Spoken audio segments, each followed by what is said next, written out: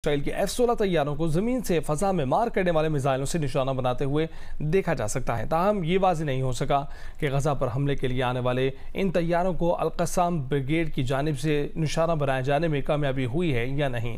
Hamas के al Qassam brigade ने धमाका खेज मवाद से लदे ड्रोन्स की भी वीडियो जारी की है जो इसराइल के खिलाफ इस्तेमाल किए जा रहे हैं।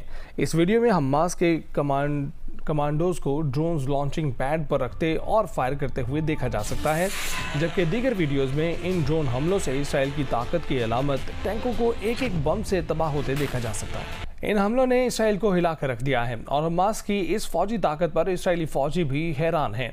बाज़ तजज़ियाकारों का कहना है कि ये रूस यूक्रेन जंग की तर्ज पर कार्रवाई की जा रही है। हमास के ज़मीनी हमले भी जारी हैं। दावा किया गया है कि इन हमलों में हलाक इसराइलियों की तादाद 1100 हो गई है, जबकि 2741 इसराइली जख्मी भी हुए हैं।